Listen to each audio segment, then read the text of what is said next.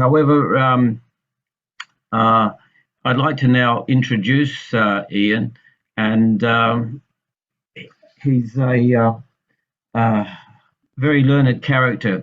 He's worked as an academic and public historian in Sydney for the last 30 years, during which time he taught US history at the Sydney University.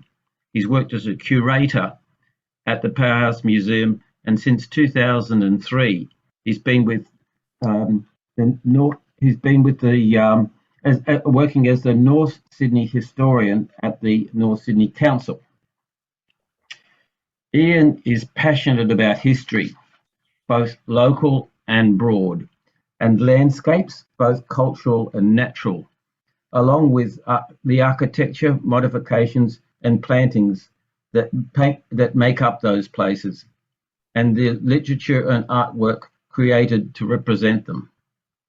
He's authored numerous books, including Sydney Harbour, A History and Coast, and A History of the New South Wales Edge, both of which have won major awards. Ian was commissioned by the National Library of Australia to write Rivers, a publication that came out in 2002. The full title is Rivers, the Lifeblood of Australia. He was the C.H. Curry Fellow at the State Library of New South Wales in 2019, focusing on their Pacific collection. Ian has presented to us, to our group back in 2015, as I mentioned before, and we are now very honoured to have him back again to tell us about his latest book, Australia and the Pacific. And just before I pass you over to Ian, Ian has kindly offered the opportunity for us to purchase his book at a substantial discount, and there'll be an opportunity to go to a link later in the presentation, I believe. But just for now, it's over to you, Ian. Well, thank you. Thank you, John. And I'll just share my screen and let me know if you can see that.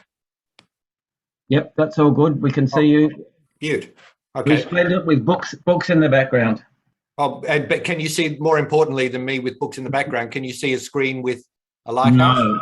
No, you're going to have to work on that a bit more. Okay, let's try that one again.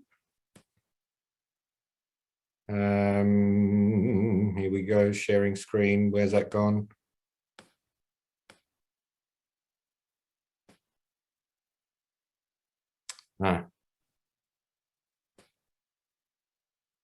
Just trying to find the share screen button. Okay, well, while you're doing that, I'll just quietly mention to the participants that there'll be the usual format. Ian will talk for about 40-odd minutes, 50 minutes max, and then he'll give us all an opportunity to ask questions. If you wanted to ask questions, can I suggest you do it by typing in any of your questions through the Q&A option at the bottom of your screen.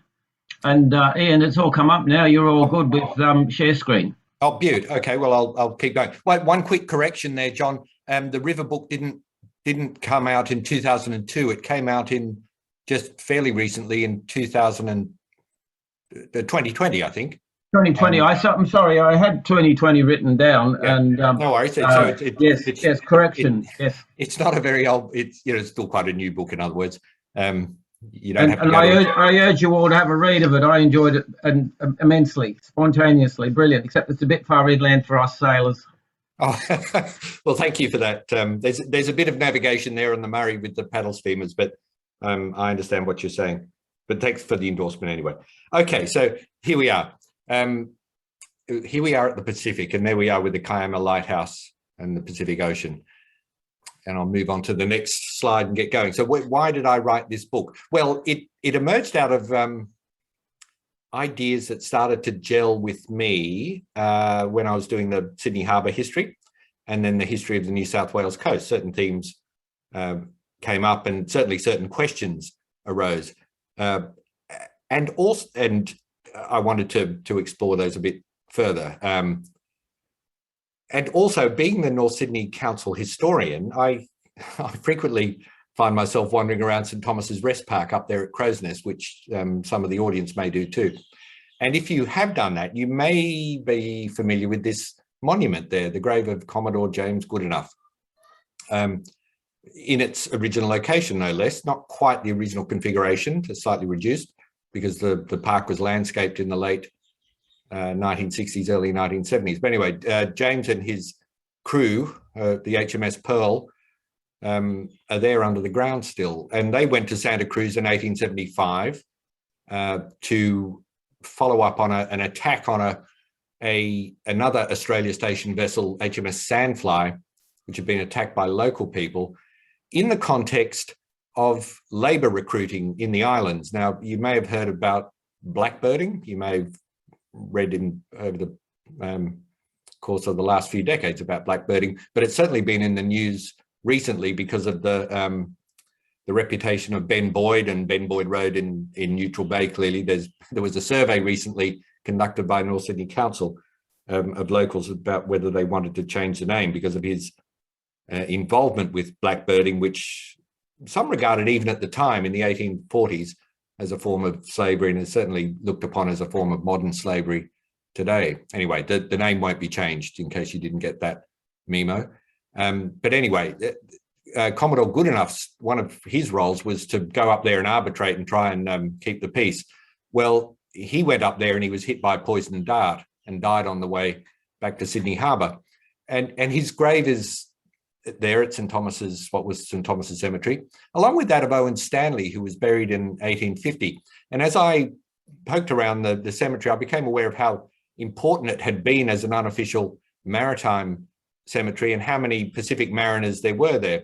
Reading about Goodenough's interment, it was recorded that 10,000 people lined the street or streets from, I'm pretty sure it was Milson's Point rather than Blues Point, but Milson's Point. I think it was Blues Point, and then they had the parade up Blues Point Road. Okay, thank you, John. It's a fabulous story. Yeah. Sorry to interrupt. No, you're right. Thank you. It was one of the two. The ferries went to both at that point. And 10,000 people was a large number of people. Shops were closed at midday, and it was a Wednesday, so it wasn't a weekend. And that was some indication of the reverence and respect with which Commodore Goodenough was held. And indeed, the presence of the Royal Navy was very significant to Sydney-siders. Australia, and Sydney particularly, sat on the edge of this vast ocean with all the threats and all the possibilities that were entailed in that ocean. So that was really intriguing as well. Yet I also know that very few local people know about Commodore Goodenough, and I'm very aware of the number of historians and people like Sean Dorney, who was the ABC correspondent in New Guinea for many years, their laments about how little is understood about the Pacific in Australia, despite the fact that we're obviously, particularly on the East Coast, a Pacific nation, and have had so much to do with the history of the Pacific since Europeans rolled up in 1788. And the point I make in the book is that Australia has shaped the Pacific, but Australia has also been shaped by the Pacific. And it's sometimes not appreciated quite how it's been shaped by the Pacific. But when I was doing the book on the coast, it became very apparent to me that our modern beach culture, which is one of the defining parts of the Australian identity, so the modern Australian identity developed through the 20th century, is directly derived from the Pacific, because we learnt to ride waves, literally, from Pacific Islanders. There was a chap in Manly, no less, called Tommy Tanner, which suggests he was from Tanner in Vanuatu, rather than one of the Polynesian islands, who taught local men how to body surf initially, and then riding boards came after that. And when Duke Kahanamoku came from Hawaii, it became a craze. But already by that point, there was something of a revolution in that those daylight ban on swimming at the beach was rescinded just by power of popular feeling. And lo and behold, we have our the rise of the modern beach culture with all the surf lifesaving clubs that follow. And there you have the front page or the cover of a booklet published around 1950, which calls Manly and Warringah a Pacific paradise. That's the birthplace of modern Australian beach culture. So in some ways, historically, Australia has defined itself as a Pacific nation, yet, you know, our understanding of the Pacific is very patchy. The other thing that really caught my attention was the number of times I mentioned that I was writing a book on the Pacific, which would of course include dealing with the Second World War and the campaigns in New Guinea. And the number of people who said, oh yes, great uncle served there, or great uncle went down on the Montevideo from Rabaul, or, you know, my great grandfather served there. The number of people with a personal family connection via the war with New Guinea was astonishing. And there is still very clear reverence for those people who are still called, you know, among people of a certain age, fuzzy wuzzy angels. I think they probably prefer not to be called that, but they're certainly very proud of their war service. Having been to Port Moresby, there's a memorial at one of the roundabouts, a permanent memorial to that service. And there's a really dignified portrait by Ivor Healy, who's just one of the most remarkable artists. I'm a big fan of his, who went to New Guinea. I'll show you another painting of his later in the talk. But there he is, just there's no sense of this man being anything other than a powerful friend, equal, and ally. So I really appreciate Ivor Healy's renderings of the people he came across. And also our love of football has brought us into contact in more recent years, long since my days of playing football, where it was really all white. The number of Pacifica players in the NRL is 45%, and yet they make up around 1 or 2% of the population. That's astonishing. There's Petero Sinavasiva. In the most remarkable exhibition of Pacific Island players that Greg Simu put together in 2010, it was displayed out at the Casula Powerhouse out in Western Sydney, where these players, Petero's from Fiji, but others from Tonga or wherever they're from, New Zealand, got to choose what traditional garb they wanted to be portrayed in. And there they are, looking very proud and defiant. And there were a dozen at least of these portraits. So we know far more about the Pacific by virtue of Pacific Island men at least being involved in football. We at least know how to pronounce their names, which we didn't when I was a kid, that's for sure. But it's a very different place to Australia, and that's the point I make in the book. The Pacific, at least the Southwest Pacific, and indeed the Northwest Pacific with the Asian countries up there, China, Japan, Korea, are very different to modern Australia. There's a chap on his Digicel mobile at the Mount Hagen Cultural Festival, which I went to in 2019. It captured, it's one of my favorite photographs that I took on that visit, sort of captures a country sitting astride tradition and entry into the modern age. And I really want to avoid that cliche we're dragging them from the Stone Age into the modern age. I really hate that idea. However, it was only in the late 19th century that New Guinea was colonized by Europeans. 1884, it was a protectorate under Britain, that's Papua, and the Germans in New Guinea, the German New Guinea Company. So that is a very little time for a myriad of people, 800 or something languages, to be introduced to ideas like democracy and all that flows from that, needless to say, modernity and all the technology that comes from that. So there is a country still coming to terms with that. And for a long time, Australia was the colonizer and protector of Papua and New Guinea. And here is Pere, a little village on Manus Island. We know Manus Island because of the detention centre, but it's a far more complex and interesting place than that. And this village had moved from an island where it had been for many, many years up until 1930, when the famous anthropologist Margaret Mead visited it and wrote a book, a study on child rearing in New Guinea. And she stayed with these people on Pere, the island. They outgrew their island and moved to the mainland on the south coast of Manus. And I visited there, and they still live in stilt huts. Most of them live on the on the mainland, but there are still all these stilt huts over the water, which is very different to the way we live in Australia. There's Botany Bay, you know, the ground zero of European colonization, and that's what we've built on the shores of Botany Bay. It looks like something out of the Jetsons. But two different ways of living. I make a lot in the book of Donald Horne's characterization of Australia as the lucky country in the 1960s.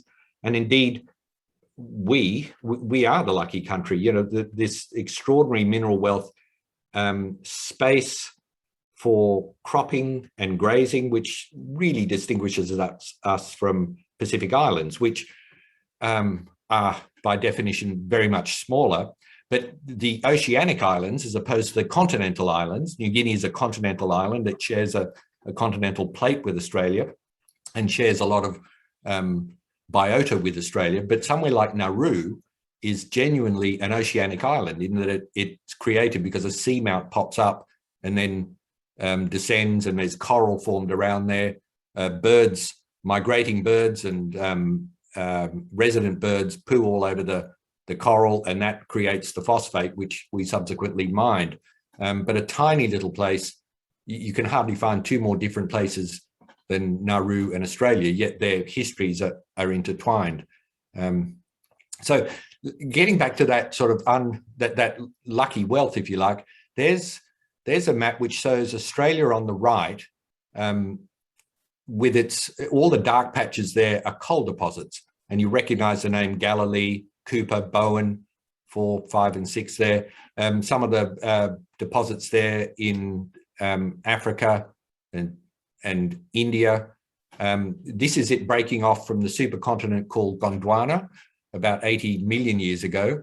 It's well and truly broken away 40 million years ago, and then 5 million years ago, it's just a few degrees south of where we are today. So it's got its Pacific coast, and in the process, the Pacific Ocean has been formed.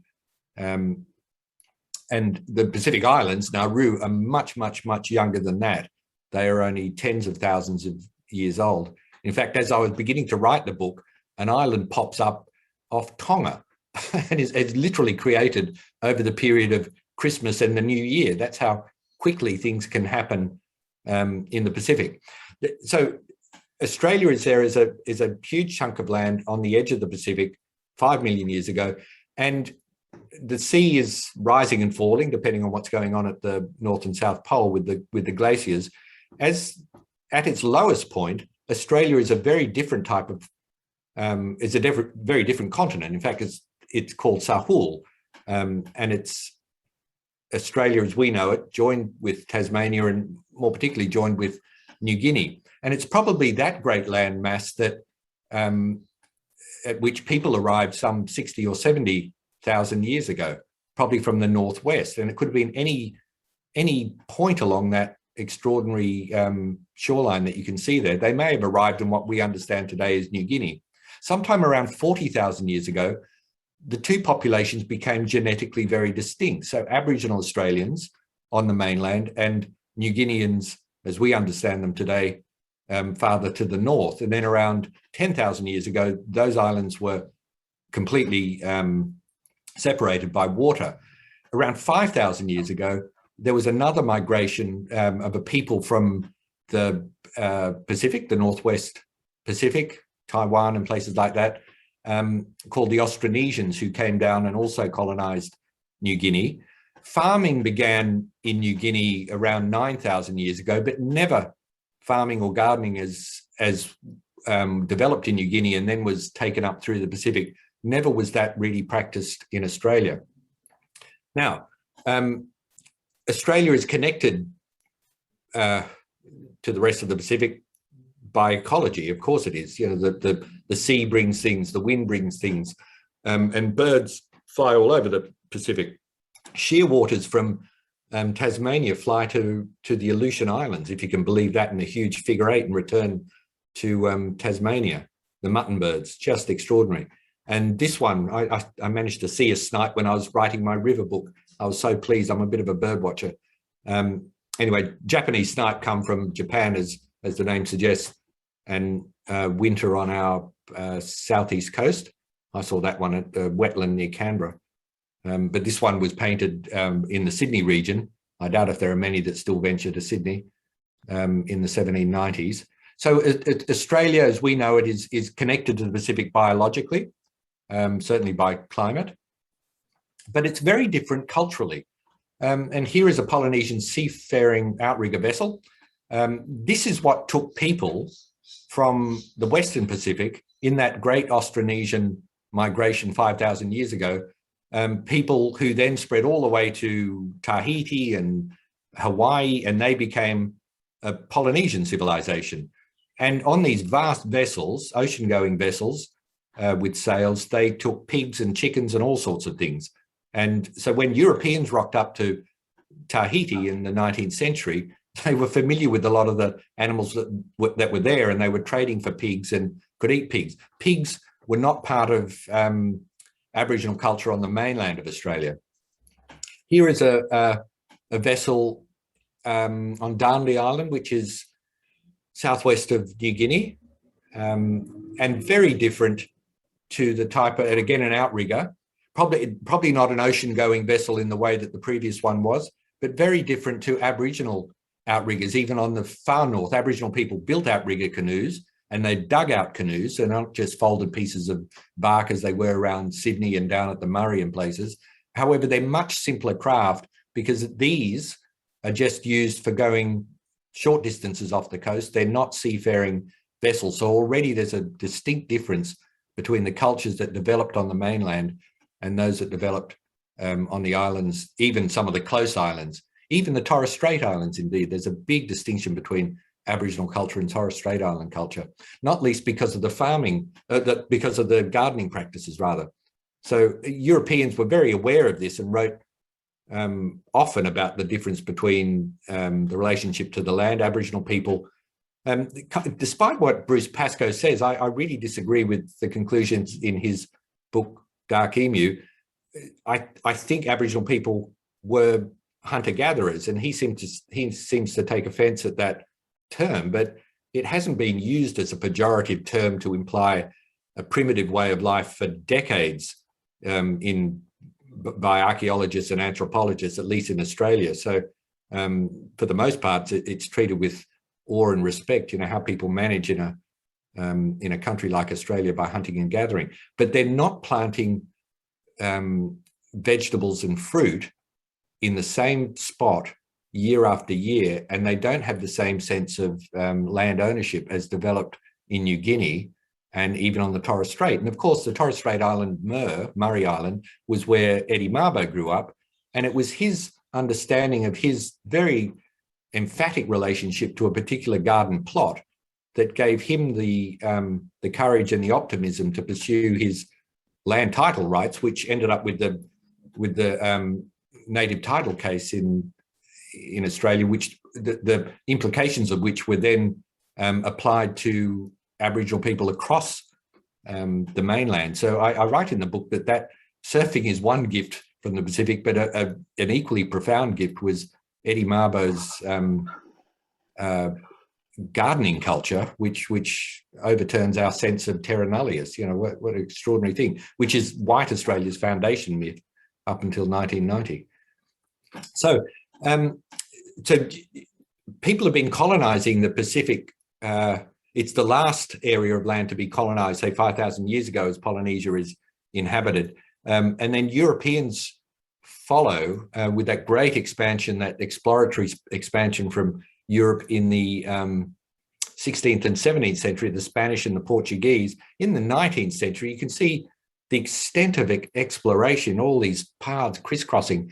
But Australia, weirdly enough, sits almost in a slipstream. You've got Torres going to the Torres Strait, 1606, but not landing in the mainland. Bougainville in the mid-19th century gets to the edge of the Barrier Reef and thinks the better of it, so he doesn't make land there. It's not until James Cook sails up the coast in 1770 that Europeans really encounter, that we know for sure, with the exception of the Dutchman Jan Zoon, also in 1606 possibly, but maybe a bit later, but very briefly on the coast, that Europeans really encountered the mainland. And of course, that's when Cook names it New South Wales, and that leads to the colonisation of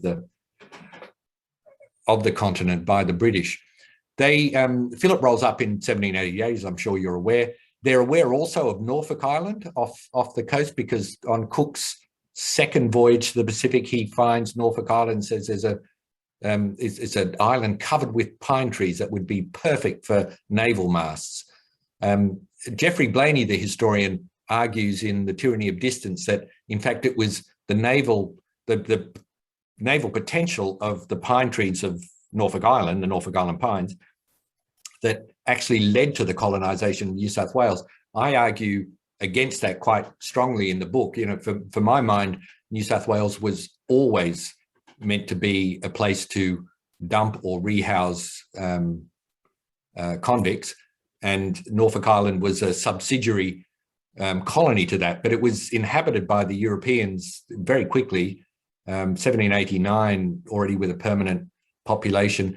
And by 1792, it's assisting in the survival of New South Wales, because those first 5 years were pretty miserable and hard, but they're rearing pigs and growing crops on the very fertile soil of Norfolk Island far more successfully than they are around Sydney. So there's a to and fro between Sydney and Norfolk Island providing all sorts of food produce for Sydney. That's something that I was unaware of, and I don't think is fully appreciated, the role of Norfolk Island in sustaining the colony of New South Wales, or the settlement of Sydney. And the Norfolk Islanders themselves were sustained by this poor wretched bird, the Mount Pitt bird, which was a species of petrel. And they were one of those migrating Pacific birds that unfortunately nested on Mount Pitt, which is the only mountain on Norfolk Island, in March, just when the Europeans rolled up in 1789. And they preyed upon the petrel, which was easy, a bit like a mutton bird, to pull out of a tunnel, a burrow rather, where they nested. And in 1789, by mid-1789, Ralph Clark, who was one of the naval officers there, he kept a tally of the kill, and 172,000 birds had been killed. Just an extraordinary thing. They were extinct by 1800. So there is an early example of the ecological disaster wrought upon Australia and the Pacific by Europeans, is the story of the Mount Pitt bird. A really sad story, because, you know, the bad timing for them. But the colonists named it the bird of Providence, because it's what got them over the line as they were establishing their crops and rearing their pigs. They wouldn't have survived had it not been for the tens of thousands of these petrels, which no longer exist. By the early 19th century, Sydney is a flourishing port and is dealing with the rest of the Pacific very capably, despite the monopoly of the East India Company, and trading in sandalwood and trading in pork. The trade between Sydney and Tahiti in pork is an extraordinary one I knew a little bit about and have written about in the book more extensively. That was another important source of sustenance for the colony. And reading Phillip's instructions in 1788, he was told that he had administration over half the continent, so halfway down the middle of the continent. The rest was possibly owned by the Dutch, if they were up for claiming it, and all the adjacent islands, which potentially included Tahiti. And that may explain why there was this very ready trade between Sydney and Tahiti. They were giving them musket. The white fellas were giving the Tahitians muskets, and they were getting pigs in return. And also a trade with New Zealand, hardly surprising, but this is before New Zealand was a colony that wasn't annexed until 1840. So they're dealing with Maori tribes. And this chap here, Hongi Hika, became a good friend of Samuel Marsden, the flogging parson of Sydney, who was very respectful, extraordinarily enough, given his reputation, of Maori culture.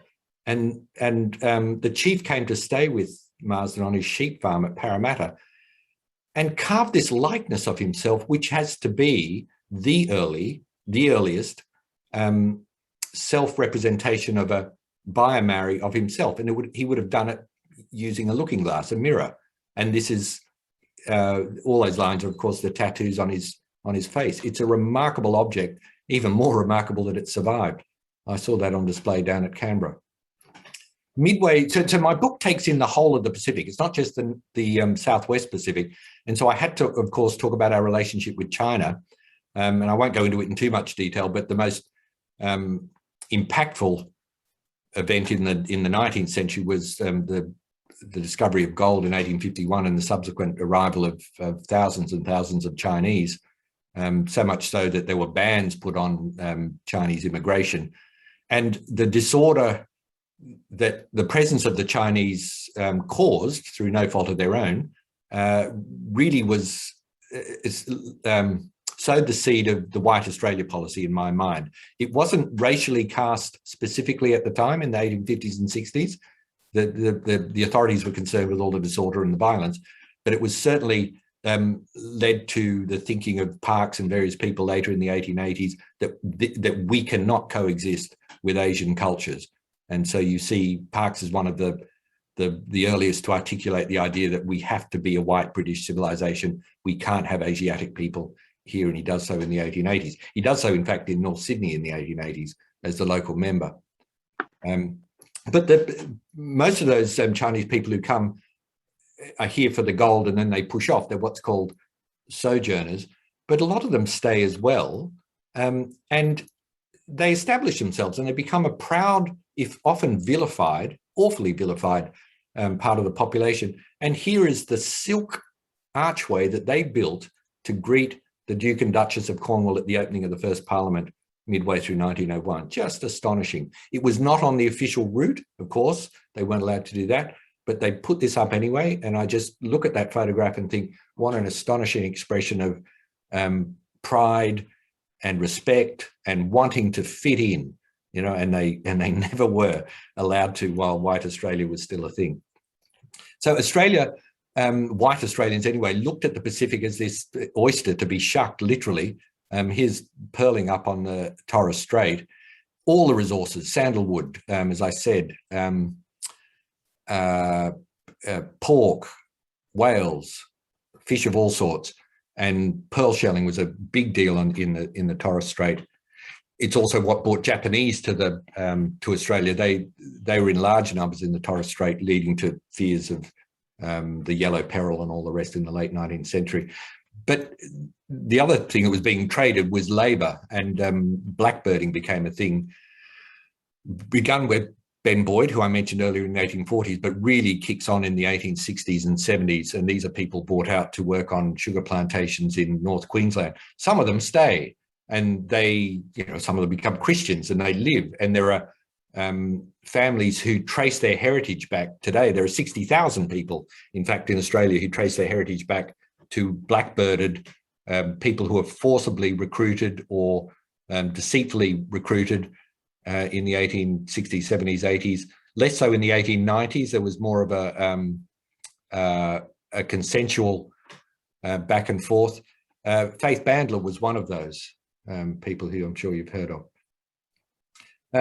We have, by the end of the 19th century, a very intense commercial relationship with the close Pacific, particularly New Guinea. And Australia is petitioning Britain in 1883, you must annex New Guinea, otherwise the Germans will do it. And there's a sense of fear, you know, if the British don't protect us, we'll get overrun, not by blacks and Asians, but by other European powers. So it's the Australians who are urging a very reluctant imperialist in Britain to take on more and more Pacific responsibilities. And they are very reluctant in New Guinea. And here is a letterhead from one of the documents I looked at the State Library, showing the Burns Filth Company, who start up in the 1880s, very much involved in blackbirding and the sugar trade and then tourism. And this is clearly their orbit of interest as early as 1887. This is an idea of what life is like in the Pacific, specifically New Guinea. And this is what makes missionaries go there to try and bring peace and civilization to these people. But it also means for those who have their eyes on gold and other resources, you know, if that's the type of chaos that, if that's how people govern themselves or don't govern themselves in the Pacific, it's going to be easy pickings for us. So New Guinea becomes a potential gold mine, quite literally in some cases in the Bololo River area, for Europeans to go up there.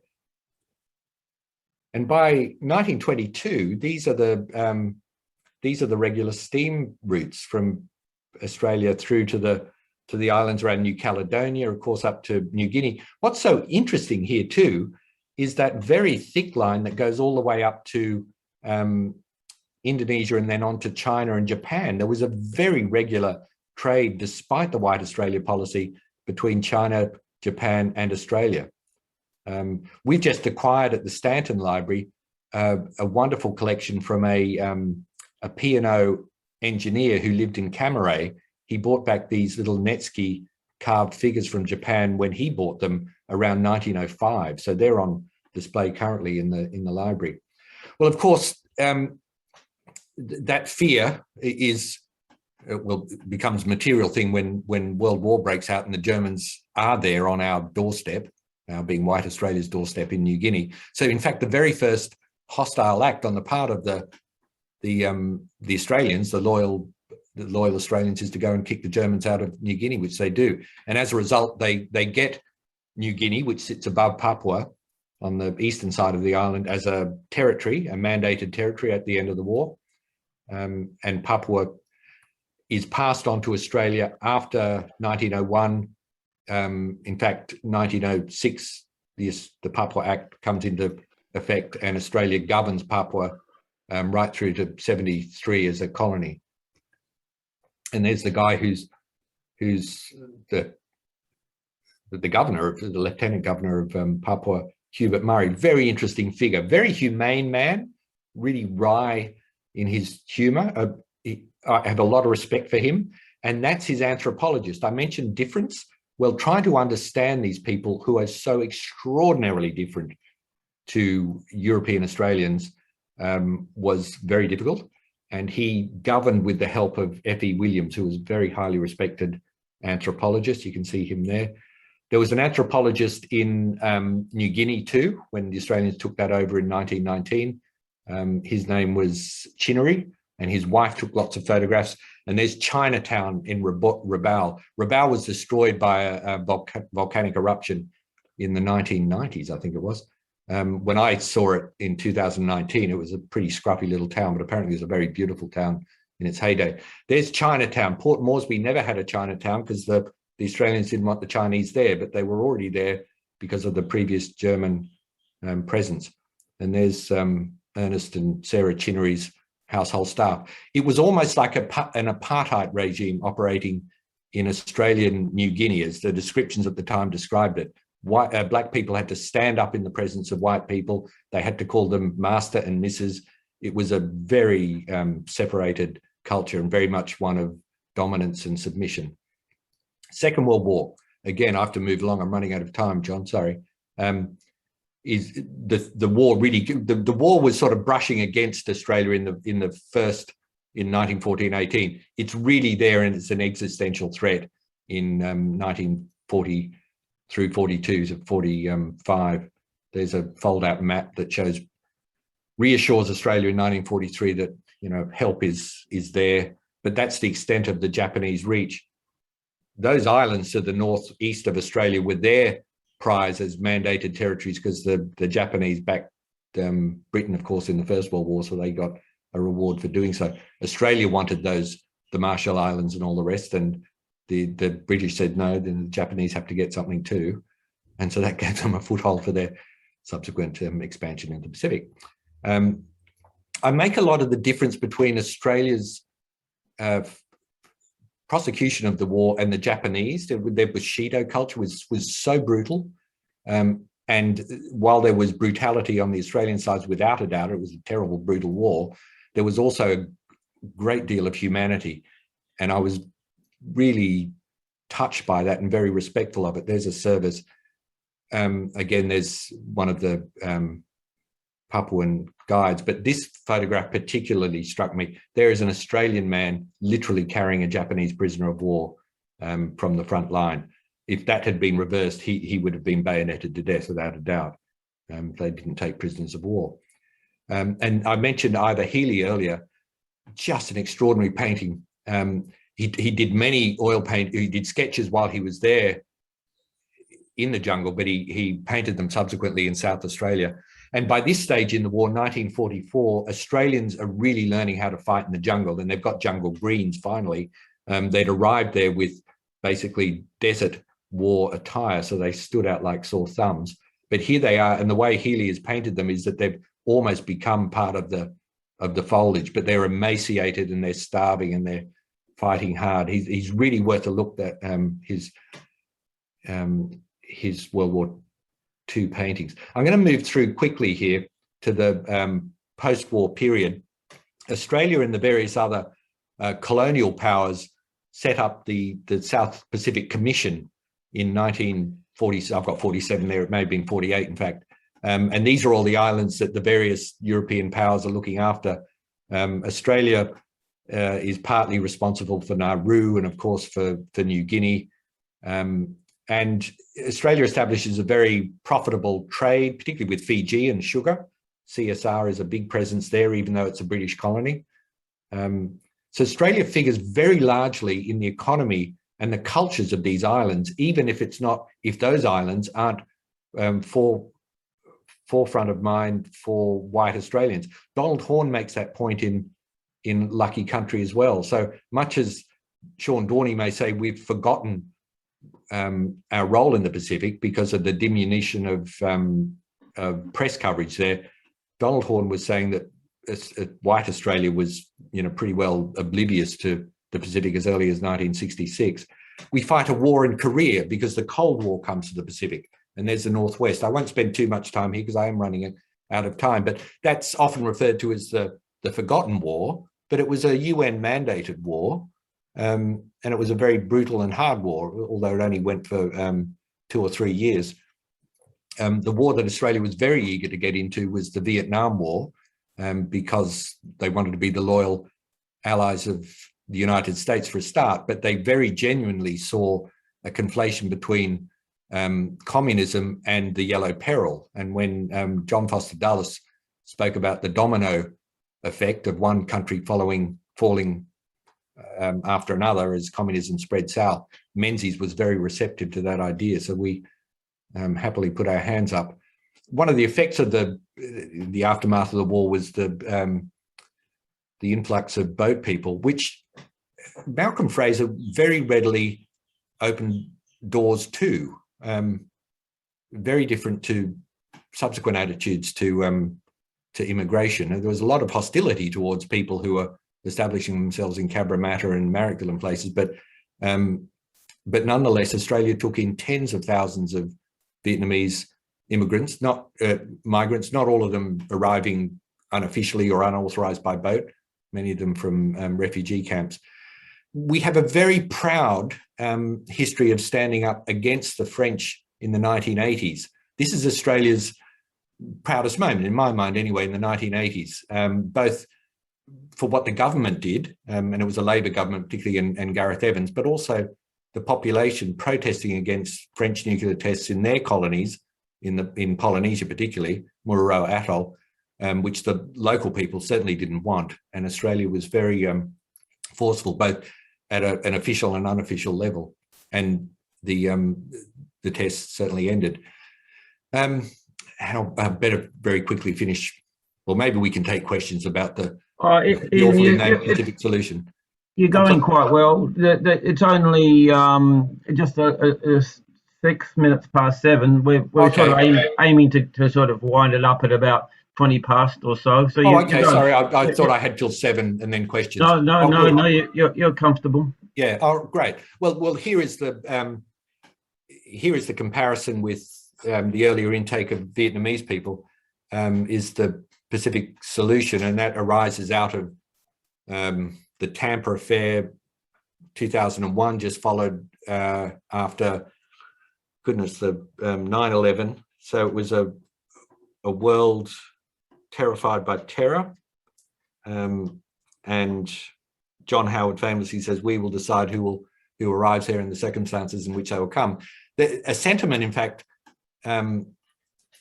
already uttered by Bob Hawke of all people in the 1970s, because after the Vietnam War, the people who were fleeing were the people that we were fighting with against the communist North. Australia was very much, or certainly the Australian government was very much more receptive to taking them in. And Whitlam, particularly, and Labor more generally, were far less amenable to those people coming. You know, they were the wrong side. They were conservative or anti-communist or yeah. So that was interesting to see that. However, by the 2000s, it's the wedge of unauthorized arrivals that really gets Howard over the line with that election too. I think, you know, he wins that one. And then we have a decade or more of moral debate about whether we should be locking people up on the mainland or in fact outsourcing our problem to these islands. So the Pacific becomes again a place of exile. Manus Island, which you saw a photograph of earlier, and Nauru. Nauru by that stage has very little left by way of income because most of the phosphate has been dug, and so they're desperate, and Australia says, how about it? And they become this sort of miserable outpost for asylum seekers. It's not Australia's greatest hour in my mind. And then I will finish here, and there'll be plenty of time for questions, with the issue of climate change, which is very topical at the moment, of course. And this is 2015. So even though it seems like we're suddenly talking about climate change, we've been talking about climate change for some while. I went to this rally in Sydney in 2015, and one of the other photographs I took had a great big banner saying 2015, hottest year ever. So there were a lot of people who are very aware of these statistics about ever increasing temperatures and getting very concerned about it. And I was really struck in that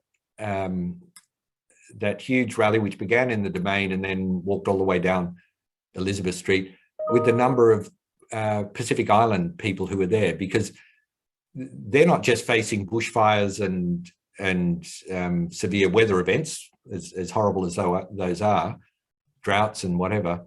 Their very islands are going to vanish, and they almost certainly will. I mean, places like Kiribati and Tuvalu are only a few meters above sea level, and these are scattered archipelagos of atolls, essentially.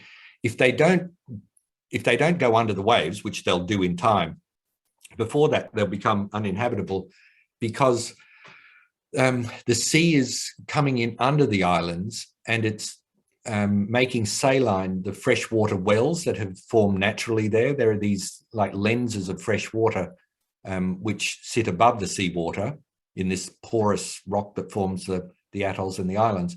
And that's where they get their fresh water from. And they have tanks as well, so when it rains, but the rain also replenishes these underwater natural aquifers. Well, as the sea level rises and as there are more and more severe weather events, those natural aquifers literally become saline, and once they become saline, that's the end of that.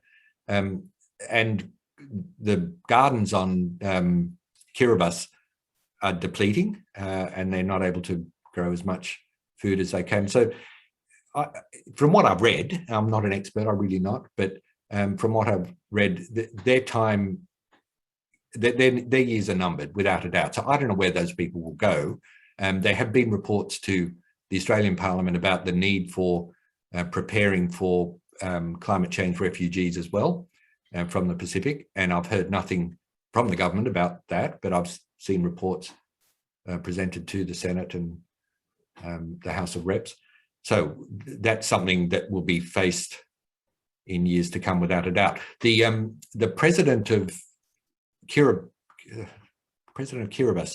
Anoti Tong, he addressed the UN as early as, goodness, I hope I'm getting my dates right, 2008. And he was buying up land in Fiji using public monies so that his people, the Kiribati people, Kiribati, I think they're called, will have somewhere to move to. they will have bought chunks of land on Fiji. That was astonishing. He's no longer the president, but a very impressive figure. So we are having the debate now, and you will hear occasionally on the radio Pacific Islanders being part of that debate, because I've heard several clerics from Fiji and elsewhere urging Scott Morrison, who's a Christian like them, to act in a more Christian-like way to the plight of the people he frequently calls our Pacific family when I've got to say, when it suits him. In 2019, he went to Tuvalu for the South Pacific Forum, and when he was asked about Australia's response to coal mining and climate change, having just won an election, because how good is Queensland, he said, well, I answer only to the Australian people, but before that he'd be calling them his Pacific family. So that's all interesting. And I think that's my last slide. Oh, there's some more. They're members of the Tongan community at that same rally. And that's it. So I'll leave it at that. Yeah, you can ask or challenge or do. That's fantastic, Ian. You've covered such a broad range of topics. Your depth of knowledge is truly remarkable, and some of the detail. I lose some of the details sometimes on the dates, but it's there in the book. So, yeah, well, that's a great advertisement, and I'm sure those watching will thoroughly enjoy the detail behind what you've covered tonight. One thing that you touched on very briefly, but I'm trying to, in my own mind, get my head around some of the early history with the connection of New Guinea and our early settlers. Mm-hmm. And there seems to be a debate about the way the Aboriginal people came across the bridge from, well, let's say New Guinea, the land bridge, and then moved and populated Australia, versus the findings, I gather, of evidence that it might have been another civilization or another race of people through the Bradshaw paintings. Have you got any views on that? Through the what paintings? The Bradshaw paintings. Bradshaw paintings. Oh, okay. The Bradshaw paintings, yeah. Yes. Okay. I'm not an expert. Maybe you should give some background in case that we others don't know a bit of background about those paintings. Yeah. Well, there have been various theories over time based on archaeological digs about waves of migration, whether there were many waves of migration or several waves of migration into Australia or just one. And the most recent genetically based study, which in 2017, is the one that also determined that Aboriginal Australians became quite a distinct population from present-day Papuan people around 40,000 years ago. That study suggested that there was a single wave of migration, so a single people coming from, from Asia somewhere, the southwest. So you will see references to Murrians and Carpentarians in Manning Clark's work, for instance, and various other archaeologists, Birdsall and various others, talking about possibility of different waves and whether they came overland or down the coast. But I think the consensus at the moment, and these things do change, and you can hardly get, from what I can work out, any two archaeologists in a room to agree on anything. But I think that there is a consensus, having said that there is one wave of migration, and remarkably, somewhere between, say, 65,000 years ago and 22,000 years ago, they have gone all the way from the northeast, well, present-day Arnhem Land, which is even south of the coast of Sahul, all the way down to Tasmania, because those caves above the Franklin River, which was one of the reasons why the Franklin River wasn't flooded, they were inhabited 20,000 years ago. Isn't that astonishing? So that's almost certainly an overland trip rather than a coastal one. So that's the best I can do for an answer to that. Yeah. Yeah. No, fascinating. Yeah, and I think we're still learning about the early history, and as you say, there's archaeologists are still trying to get some sort of agreement. And I would have thought, John, just to follow up, sorry, and you mentioned the Bradshaw paintings, I would have thought that paintings would have been a far less certain way of working out dates and cultural connections than literally genomics. Yeah, the actual Yeah, what's yeah. happened. But I think what I gather from the Bradshaw paintings was just it was just so far out of character with anything else that had been seen or any previous history. It was just the sort of even the physical stature of these stick Yeah, figures. okay, Just yeah. made anyway. I have a question from Jill Henry, and I'm not sure. This is probably relates a bit more to geology. Where is the new island that has just popped up? Oh, it's near Tonga. This is a volcanic thing, Yeah, isn't it? yeah, it just bubbled up under the earth. If you look up New Island in Tonga, if you Google that, you'll get news reports from about 2015, early 2016. And there was a fantastic Sydney Morning Herald article that when I saw it, I thought that'll be useful. And I cut it out when I had my coffee and breakfast, and I kept it and refer to that in the book. It was astonishing how quickly that bubbled up. I describe it as an island created in biblical time, because it was there within months, as opposed to millions and millions of years, as all these continents are shifting about and going up and down in the rising and descending waters. So, is this something that the president of Kiribati has claimed as a sort of a refuge for his nation, or Well, not that island. or is it evidence that that all the climate skeptics are correct and that land is being formed as well as being swallowed? Well, land is popping up, yeah, but how long that will stay there is anyone's guess. And needless to say, within a few weeks of it emerging, there were birds roosting on it and pooing on it. So, yeah, and crabs crawling over it. So you can immediately see how ecologies are formed on these islands and how quickly that can happen. But there's no suggestion that it's a habitable island or it's there for the long haul. Yeah. So for those who like to read Ian's book and obtain it, up on the chat icon, you'll see a note from RSYS to everyone, just giving the link to Ian's book sale. So if you click on that link, you'll be able to get details of where you can buy the book at a substantial discount, I believe. Well, I think it's 20%. That's through 20%.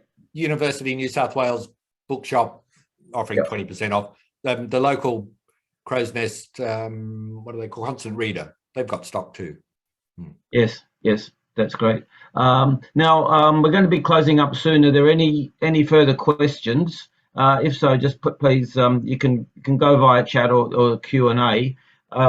Just while people are thinking about that, I was fascinated when you were talking about the South Pacific Commission, and I couldn't decipher whether that was something that was set up as a collective initiative from all the nations, or something that the colonial government of Australia and Great Britain decided to set up for their own good. Was it what was a little bit of background?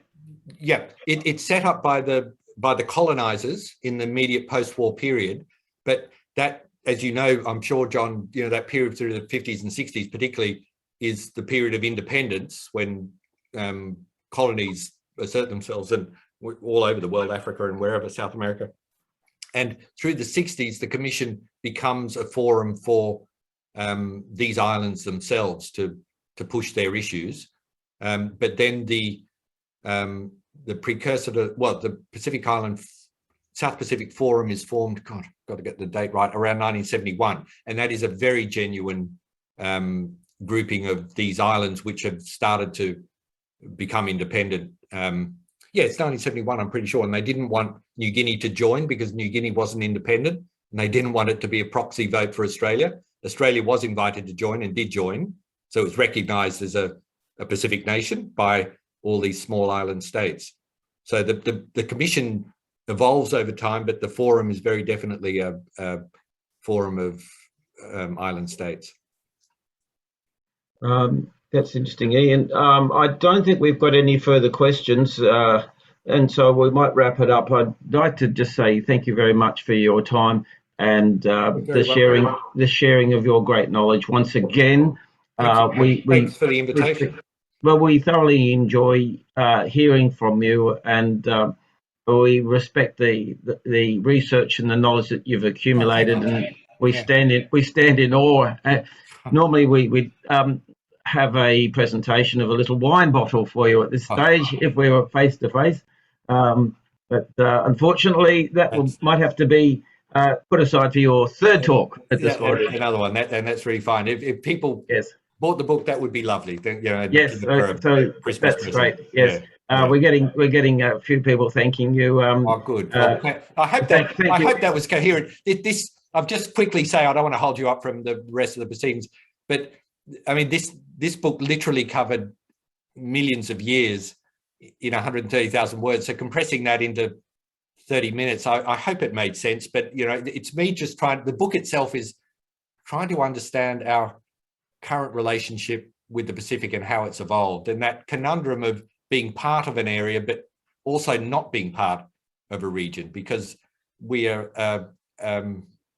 an implanted European culture on the edge of the Pacific, where all these traditional cultures have developed over thousands of years. So it's led to some very strained relations. You've brought that out good, as long as that quite was markedly on your presentation, but more so I think you've whet our appetite to try and discover a bit more, and not necessarily about trying to understand the broad history which you've tried to paint, but maybe just even digging out particular sectors and relationships, with New Guinea, Australia, with China and Korea and Australia, and how the Europeans interact in this very Asian environment, and how they've survived is just fascinating.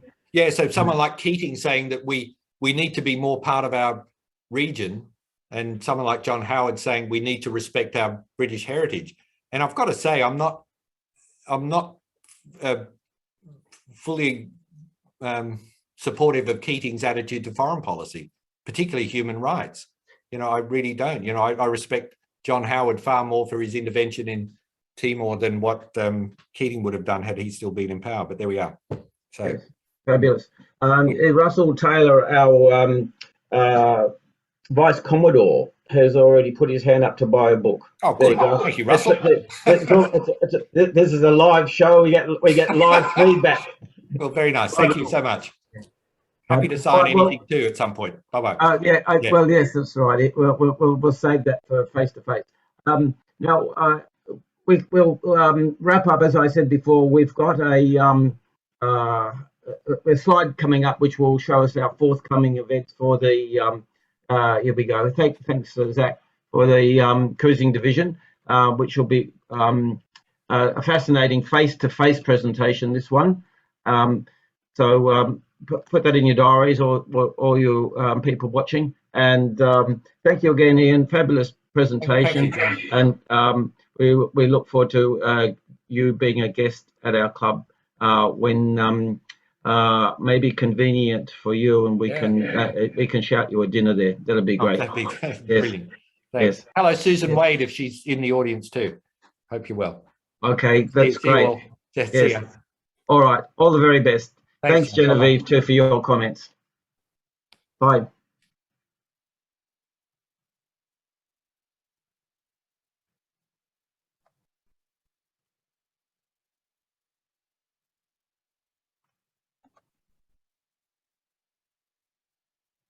So, Genevieve, yes, thank you for your comment there about sending some books to P&G for your brothers and friends. I think they'll enjoy that.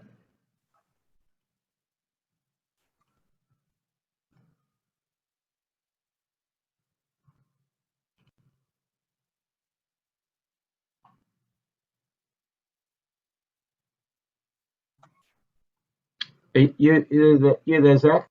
Yeah.